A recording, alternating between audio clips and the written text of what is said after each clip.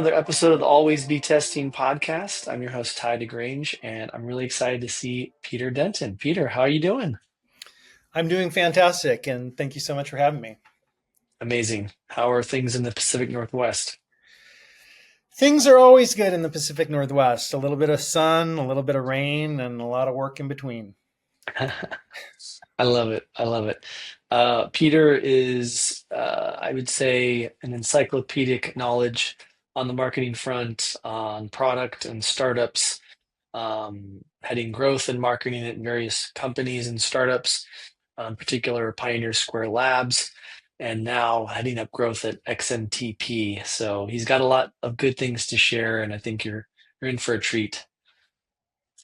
Peter, what give us a little background on like what sparked your interest in getting into creative entrepreneurship, technology, product management? Yeah, I was fortunate enough to, and this is going to age me, but start attending the University of Washington really in the dot-com boom.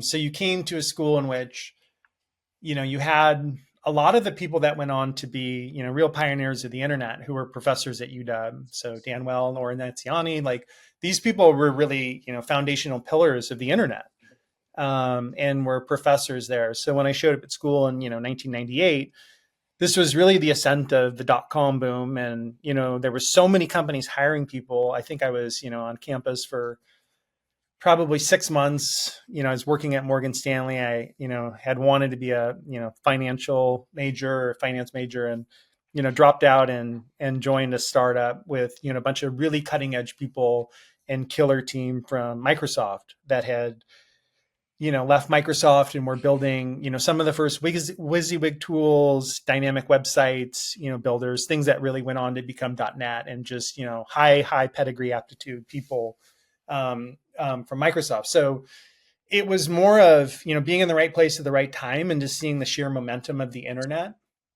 And, getting to work closely with just people who were, building the next generation of tools, and which defined a lot of the future of how Web 2 worked as well.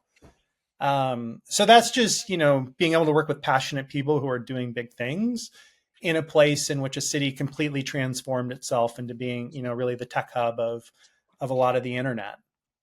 So, that experience really shaped, how I wanted to work, and the types of places that I wanted to work. And, 25 years working in startups and small, ideation labs, is really based on, being able to work with those small teams back then, and just seeing the power of like, what you can do when you have a big vision in the right place. That's amazing. It's a good segue into the Pioneer Square Labs experience. I obviously we connected through that in Seattle, which was awesome, and I have a near and dear, kind of similar vibe to the Round Barn Labs name, so I like that. Yeah. And your model was fascinating to me. I loved being part of the Seattle growth community, learning from a lot of the great learnings and folks that were running through there. For you, was there some pivotal moments that you want to share in terms of the validation and marketing concepts that you've talked about, and love to hear a little bit about some of the best of experiences that you want to share with the audience on Pioneer Square Labs. Yeah. And I'll kind of like take a step back before, PSL. I had worked at a startup called Stellar, sort of like short for storyteller.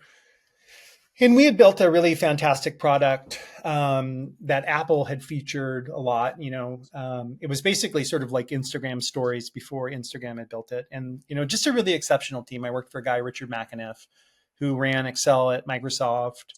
Also just, Mark Lukowski was a CTO. He was, one of the big dev managers of Windows, and, just a really great team.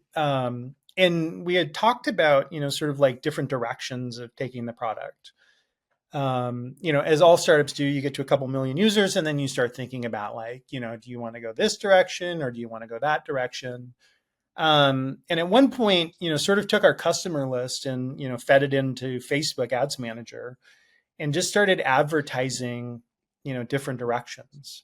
And it was really this light bulb moment of where you were using these demand gen platforms not for acquisition, but to actually access your audience and gain insight. in, a different way. So that was like a real light bulb moment of which, customer interviews, which I still, profoundly believe in, are, one thing, but then, sort of like advertising things to your existing customers and getting that type of feedback across that scale of customers in real time was, really profound to me. And, joining PSL, we really just saw the opportunity if you want to know if a market wants something before you build it, because, you can't build everything for everyone. And so we Mhm. really saw that we could de-risk so much of the startup process by just learning before we even wrote a line of code. So if we wanted to build, an account reconciliation product for CFOs, we would advertise that before we started building anything. And we would build a landing page and, we would really verify like it can be built. And it was never about sort of like wasting anybody's time. But once we had a good thesis on what we wanted to build, then we went to demand gen platforms. And so, there was companies, for example, Boundless, which is probably going to become the world's first immigration brand. It's a fantastic company. Xiao Mhm. is an incredible leader who came from Amazon, who had, launched Amazon Go. And, with Boundless, we were curious of like, immigration is such an intensive process with a lot of risk, right? So typically people default to spending tens of thousands of dollars with immigration attorneys because there's so much at stake. If you screw it up once, it's really a big deal. So the question was sort of like, will people trust, an online technology product to handle their immigration process? And so we, ran several experiments across AdWords, of which people were already looking for immigration help. And, just saw like immediately there was massive signal there, right? So um, it also goes beyond that because it's not just, hey, does the market want a product, yes or no? It was also, what type of price do they want to pay? What are the features they want to include? So when we would build out these matrix of tests, we could actually learn so many things in real time that I just thought was an incredible competitive advantage over going to market and then learning all those things. So when you really have a Yes. strong thesis and a framework for the questions, it's like any science. If it's all in the preparation of the tests. But once you know what you want to test and you have strong preparation, then you can go out into these channels. And so for AdWords, it was fantastic because it was like people were already looking for it. So then it Yeah. was just a matter of understanding what they really wanted, what they were willing to pay, and validating they were the target customer. I love that. It sounds like, if I'm understanding, it was kind of like that was the foundational experience that you brought to Pioneer Square Labs that allowed you to kind of de-risk and validate. Is that true? Yeah, and I think it's both from a product perspective and marketing perspective. So just messaging. So there were so many learnings about how you communicate the types of messages to build trust, and you know um, understanding the emotional journey of the customer. All of these things were sort of in advance of launching that typically take you 6 months or a year as you're bringing a product to market to really like understand those things, and then also features of the product. So is this real blend of like de-risking on the marketing front, or on the messaging and the emotion and the brand, and then de-risking on the product front of like, what are the features that people want? For example, we saw very clearly that they would want a lawyer to review what the software had produced. So it was like you get all the benefit of using software, all the cost savings, but then you still get this like assurance as part of the overall product experience package that a lawyer would review. Um, the other thing that I'll say that is like really magical here that I think people really underestimate is the team emotion and energy when they know that people want something. Most of startups are like convincing the team that people will want something. If you can show really conclusive evidence that people are just waiting for you to build something and ship it, and that they want that product, then there's way more energy, there's way more cohesiveness, there's way more of that, really, really strong ambition to deliver a great product. knowing that people want it. So it was all of those things. Like that's where I'd say like the ROI of that stuff. It's not every time, but a lot of times it's like 100x because you get all of this byproduct that compels you to build something great.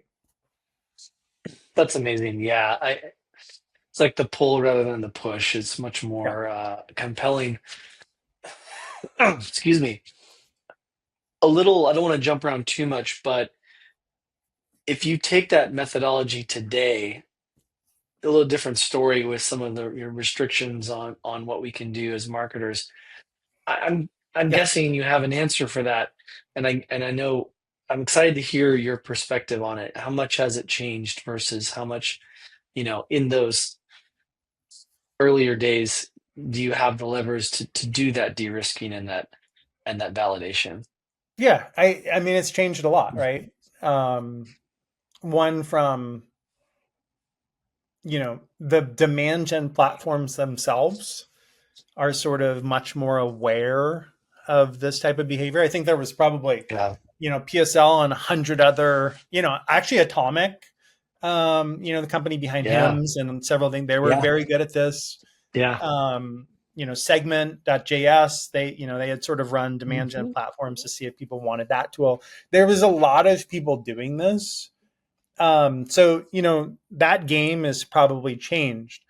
The other thing that has just changed is sort of, what people talk about a lot is like the algorithms, right? So like inventory in those ad slots, is much more cost prohibitive, much more difficult. So, there were times when there was probably more like attention arbitrage than anything and being able to get in front of those customers systematically. As channels have, consolidated and there's just, it's much more expensive. It's just much more difficult. This is where I think, where we've probably changed our game a little bit is customer insight versus, customer response. So we spend a lot more time of, feeding, information into models about, building the customer profile to really more deeply understand the customer so that every time that we say something, we're doing it from a place of a model analyzing, millions of pieces of information and then producing, a framework for how you communicate. So it's just much more, it was a lot easier back then. In a way, it's always probably shifting from, response back to research. So I'd say, with us, now we're spending a lot more time in the research phase and understanding, how we can shoot arrows and less cast nets, and using technology in that way, like, AI to do a lot more of the research so that when we shoot an arrow, it's much more accurate and where we know the customer is and what we're saying. And then, a lot more like, fine tuning around how we measure that response and that customer journey. So, Yeah. I love it. And obviously that's kind of leading to you to now. We can jump to different yeah. experiences here, but XMTP sounds beyond fascinating. Can you give folks out there a little bit of, how and what is it and a bit how you're approaching it there? Yeah. First of all, XMTP, we're really building what we think of as, a future a future vision of what protocols can be in the world. So XMTP specifically is, a messaging product that is, quantum resistant, as secure as it possibly gets, built as an open protocol so that anybody can come along and use that. And what we believe in there is that, protocols can actually be great businesses when they solve really hard problems. So rather than the old model, which was sort of a collective of people coming together and governing, a technology like SMTP, which powered, Gmail and a lot of email. But that protocol itself is sort of beholden to the participants and can be pushed in one direction or the other. So there's really no control of that outcome, but it's all open source and it's all public. Fred Wilson, who's on our board, has a really clear vision of protocols can be great businesses in which you solve really hard problems like quantum level secure messaging, privacy preserving, and do it in a way that the cost is, on par or even less than what you might pay to build your own messaging service. but the idea that any developer in the world can come along, use XMTP to basically at no cost increase deliver messaging that's better than anything that they could build.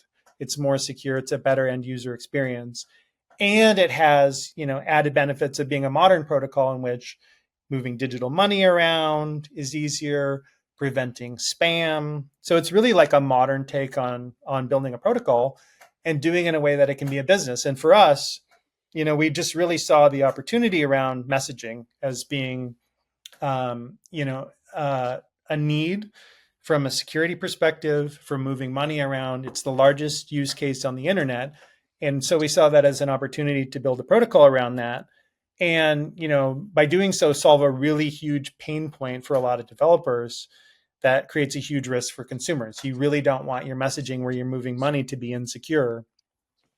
And then, we see that with the largest companies, in crypto right now. So, Coinbase is our customer. Like, you see these companies that really, really invest a lot of time and energy in keeping users safe, seeing the value of this protocol and then starting to use it. So that's really what we've been focused on. I love it. That's a uber exciting opportunity, and um, the messaging use case is just wild. I mean, you have Yeah. a viral growth loop opportunity, you have network effect, you have Yeah. AI involved, you have you know blockchain involved. I guess how going from Web 2 to what is considered perhaps for some Web 3, like how do you think about growth loops for that as someone that lives and breathes growth? Yeah. There's some, one of the coolest experiences that I had, in the beginning of working at XMTP was understanding that blockchains were open ledgers.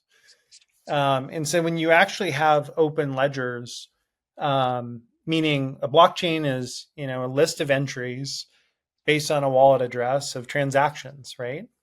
You can actually preemptively diagnose network effects and how you build those network effects different from Web 2. So Web 2, probably the most famous example is Facebook's 10 friends, right? So you build a product like Facebook, you find what is the greatest retention driver. In their case, they figured out that if you had 10 friends, you stayed in the product much longer. And then you go out and you architect, growth programs that, above everything, try and get somebody 10 friends and they will stay in the product forever. With blockchains, early on, we really saw that we could look at different things like Ethereum as a blockchain, and we could see all of the participants of Ethereum. And then we could see all of the people that they're transacting with or all the different services.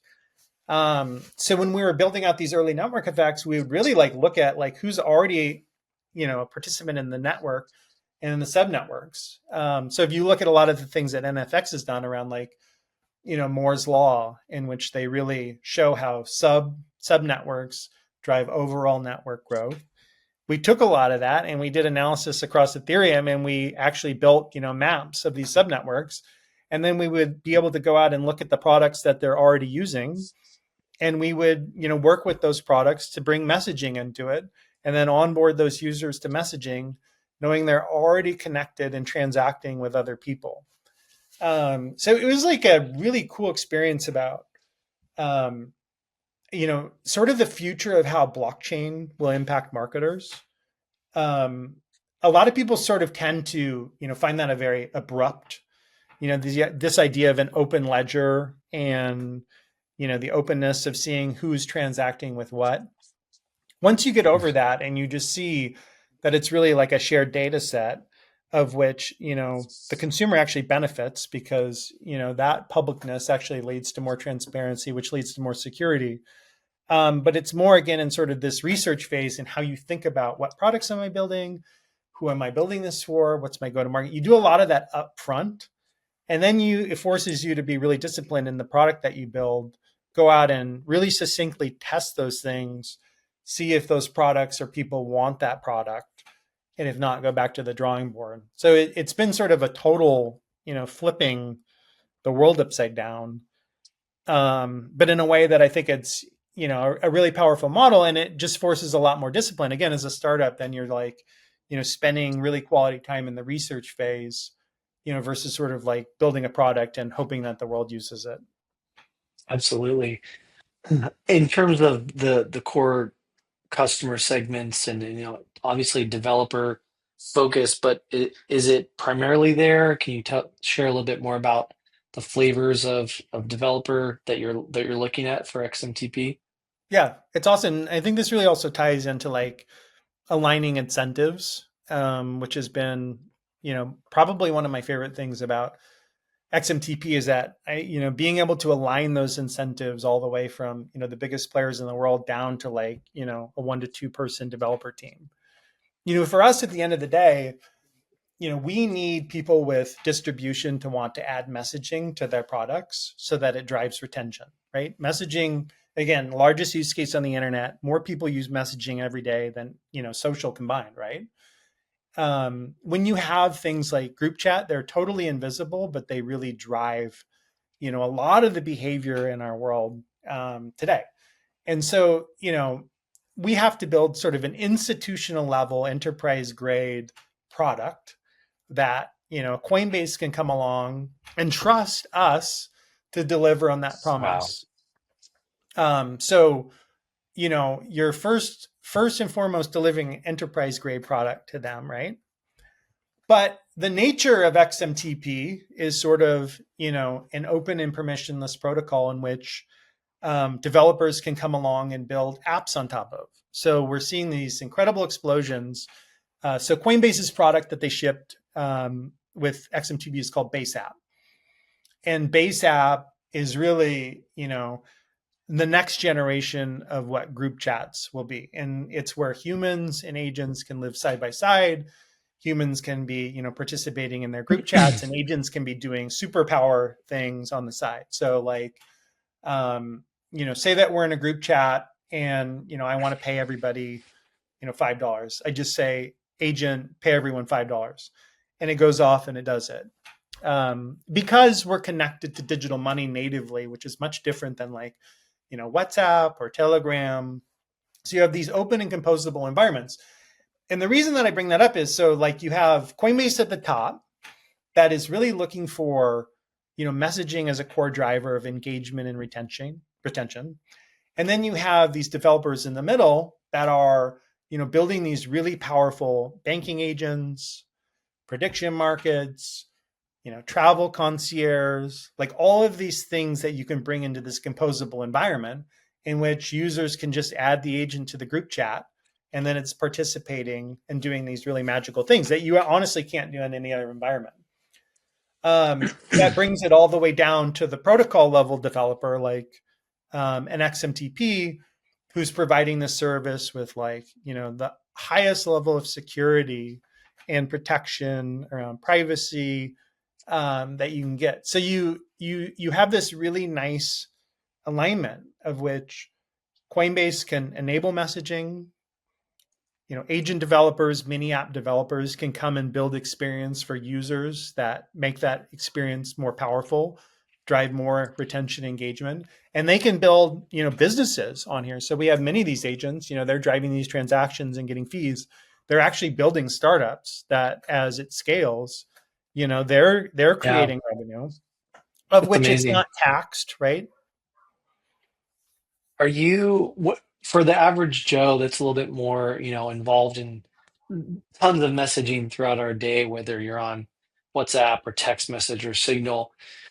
When do you think this type of technology is going to kind of hit them or impact them? Obviously, you're saying, hey, devs, we've got this, you know, quantum quantum proof Yeah. solution that's the best of the best involving, AI, blockchain. When do you think that's going to hit, the average Joe that isn't tech savvy? Yeah. I mean, I think if you think Out of about,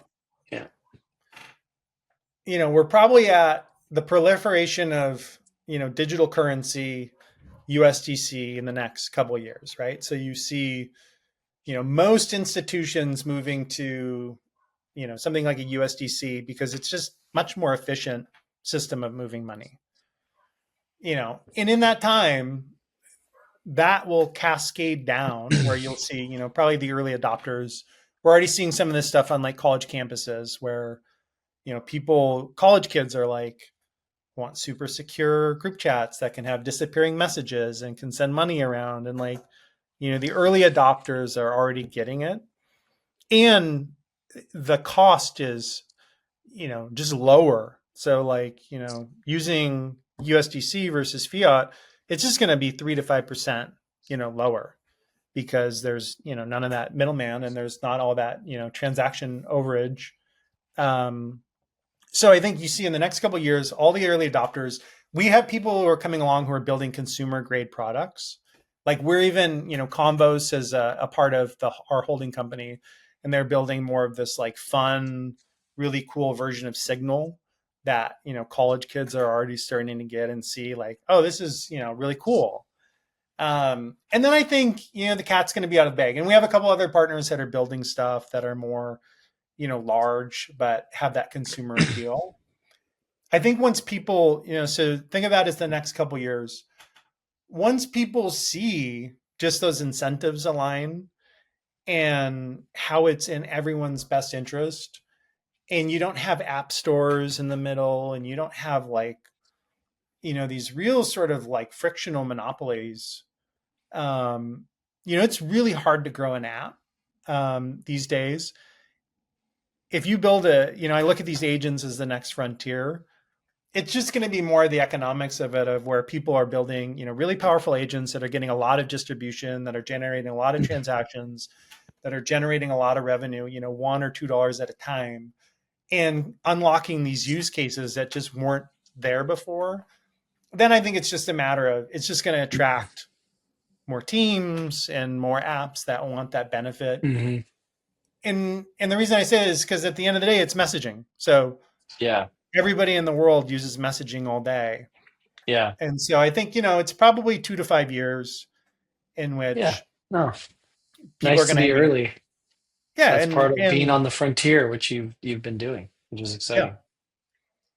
Um, yeah, not to get too far down our path. I think there's some interesting. I see some of the agent, use cases and things, and not to say that everything is affiliate related or partner marketing related, but I think there's some interesting, similarity to kind of unleashing with appropriate incentives and structure and guidance of like, yeah, if you can do the following, you're kind of rewarded. You're part of a technology connection. You're part of a community. It's a little bit of a leap logically, but I think there's an interesting connection to those two things, and I think those worlds are going to be, converging, maybe sooner than we think. We'll see. totally. I think about, affiliate marketing a lot. Like in the beginning of the internet, a lot of people built huge affiliate businesses because nobody knew how to do lead gen, right? And people really figured Mhm. out how to get, consumers to engage with content and generate leads for a lot of the companies that just didn't know about it. And it became sort of the bridge, where Mhm. these companies just saw the potential. And, they saw, hey, we can generate 100 leads a week, through affiliate models. And, we're sitting here at, 4 or 5 leads a week through something else, right? Um, I see the same thing. Like, especially with agents that are very hard to build a great product experience with, right? So like, an agent that can say anything and respond anyway and facilitate a lot of transactions.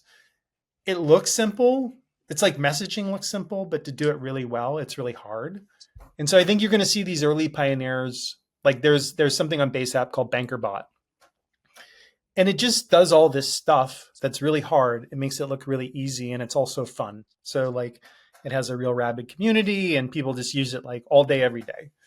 Um, Awesome. these people are going to show sort of like the future of that, and make it look easy, and then it's going to bring in those larger companies that want to tap into these early markets that they're seeing, and that I think will like create a lot of the tipping around a lot of these new foundational technologies.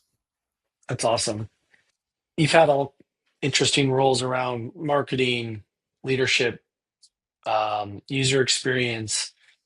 Um, in particular, in your role now and what you've seen, how do you maybe counsel people on aligning functions and making sure the product is set up for success, making sure growth teams are set up for success, making sure leadership and other stakeholders are dialed in and set up for success. What's been your observation there?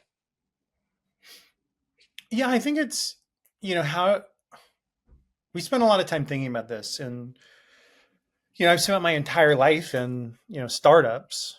And, a lot of that used to be, hey, set the goals and then sort of like voraciously work towards the goals. And you had a lot of, specialists, but a lot of generalists who were just really good at, putting out every fire, making sure that everything got done. Now I think we're for us, it's editing down to the most, what are the 2 to 3 things that matter most?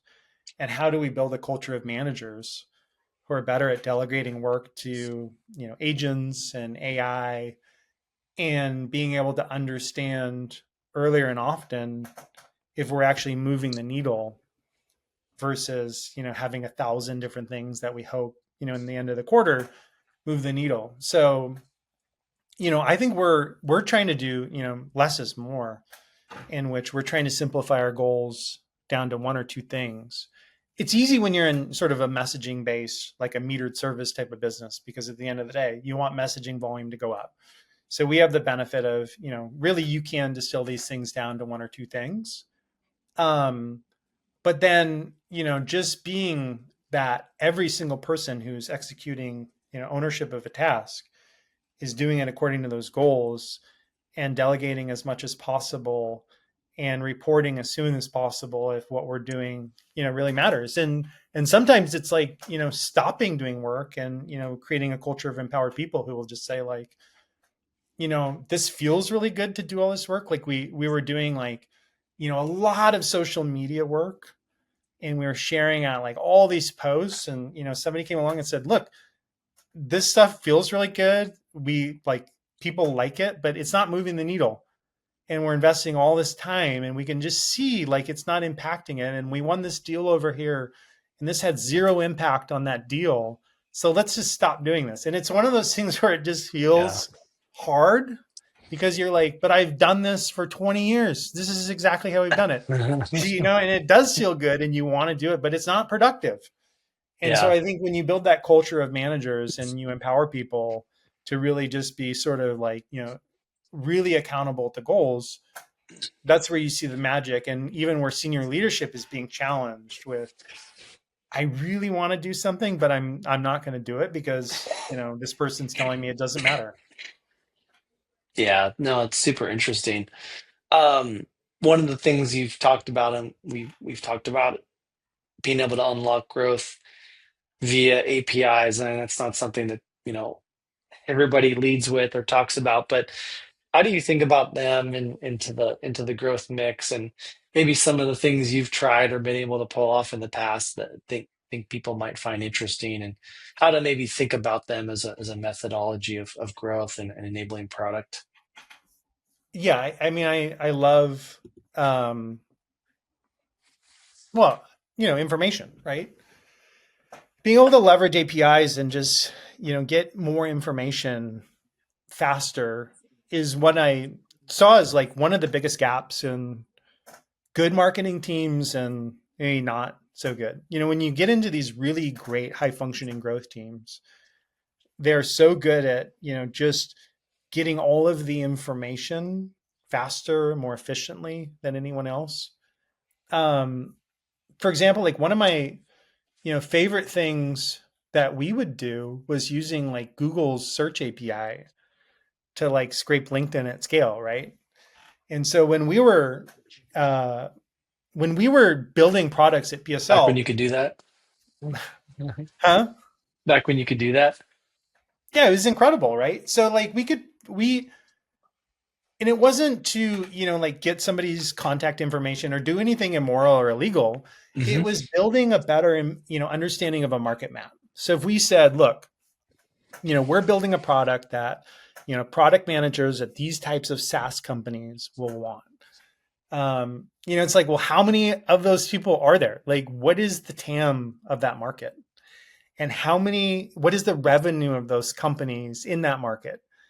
So we would build these real, complex queries through, Google's search product. And by the search product, it was when you could build a personalized search engine. So we would scope it to LinkedIn, and then we would just run all of these queries, right? And we would build an entire market map of people and companies. And then we would enrich all that data so that we could see, like, you know, all of the people, like, you know, what is that diversity of customer, and then what is the revenue of those companies. And we just had such a better understanding of, like, who we're actually selling to. A lot of times it led you to believe that the market is too small, or all of these assumptions about, there's 10,000 people who do this and there may be 1,500. So, using APIs to get information faster was incredibly powerful at making decisions, much better, especially at PSL when you're investing money in time. And, it doesn't mean that somebody can't push back and, say, well, if you look at, A, B, and C, it was just, information as part of the decision making process that was based on facts.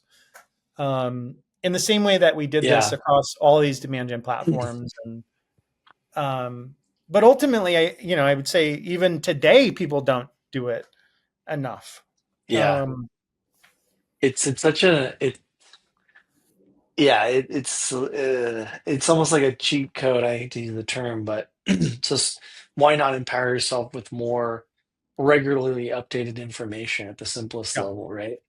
yeah, and it it requires an ego check. So, it's much easier to make a DAC that says product managers at mid-sized software companies. It's much harder to say, there's only 3,000 of these people in the entire world, of which there's only, 300 companies, right?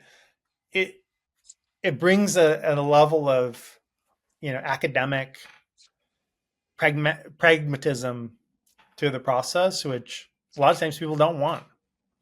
Yeah, for sure. For sure. Yeah, that could be a whole nother conversation.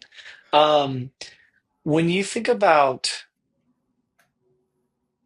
experimentation and the spectrum of speed and feedback loop and kind of the concept of fail fast, what what does that kind of mean for you, in particular now in your new role after all you've learned and seen? I'm just wondering kind of how do you balance those things when you look at experimentation and how important it is? It's a really good question. And I think that my own thinking is evolving here too, right? As a marketer, I always think about attention, and attention is highly scarce. And I think it was, 10 years ago when I was doing a lot of this stuff at PSL, it was much less scarce, right? You sort of had a never ending ability to, like, it's not never ending, but, you could repeatedly get in front of people, and you could use a lot of demand gen to do this stuff. And you could, sort of persistently get information along the journey. Um, you know, Nowadays it's like, putting an early concept in front of somebody, you have to make sure that you're on the right path and you've built something that is actually interesting to them, or you run the risk of, just creating more noise. And I think this is the biggest problem that I see from a lot of young people who've sort of prescribed to this, what we called at PSL was product market pull, is, they want to sort of like just cast a bunch of nets and have the machine tell them go build this startup, which now it's very hard to do that in a way of, like, getting the right kind of data back, because you don't really control the algorithmic distribution. And there's a lot of compounding problems that can happen there, of which you can get false signal. um, we spend a lot of our time, um, trying to create options that are sort of best foot forward MVP versions, and then, systematically getting feedback across, customer interviews, um, putting it out on social as like an experimental thing. Like Shane will share something, who's our CEO, will sort of like share an experimental version of something in a fun way to, like, let something run wild. um, and so, I think where I'm evolving is again, more of this research phase of creating, really, really good options so that you know that the feedback you're getting is very good. And knowing that, like, I just don't have multiple opportunities to impact somebody because there's so many people who are putting such high quality, polished versions of products out as V1s.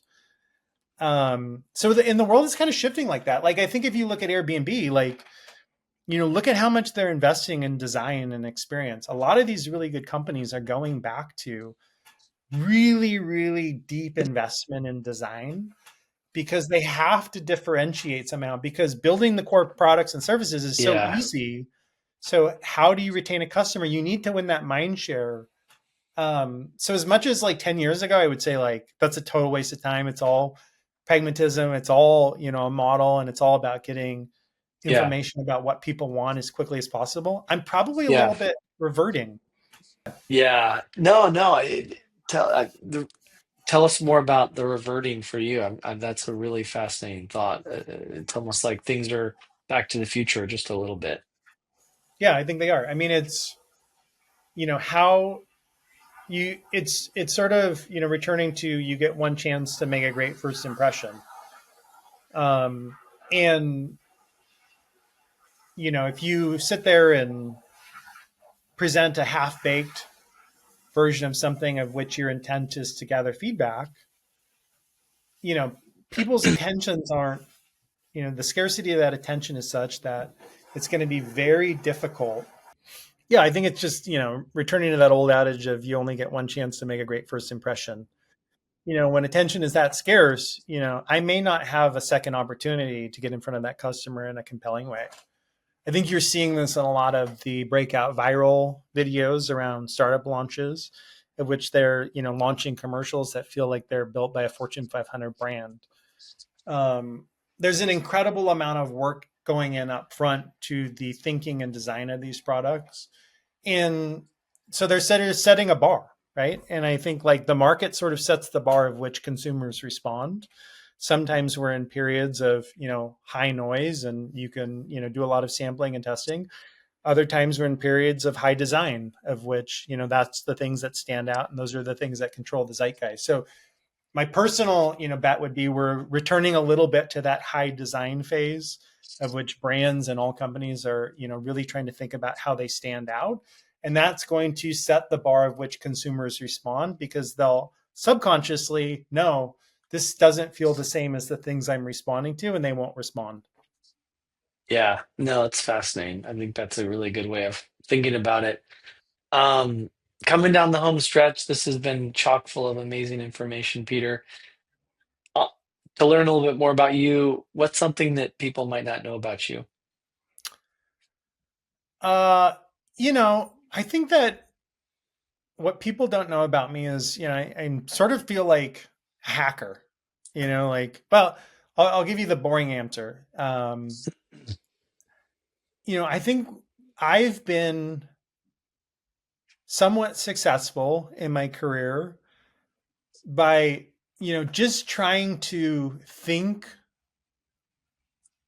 I don't want to say think differently. That sounds terrible, but like, think about every single sort of product or thing that exists out on the internet. What's a way that I can use that they're just not expecting, and sort of be a hacker about, how I get information faster, whether that's directly from a customer, or how I get information, from a demand gen platform, or how I can get information from an API. So I sort of like, pride myself in that, and, just try and just constantly experiment, with the tools themselves to think about, how you can find a little arbitrage or, niche opportunity that you can exploit. Um, I think of myself more, in that than I think about myself as a marketer. I think about myself as a product manager. My background is really like art. Like I'm, deeply, I'm a musician, I'm an artist. And so it's, really about like just trying to be creative Yeah, and apply the tools. it's And awesome. it used to be harder because building the tech to do the hacks was more difficult.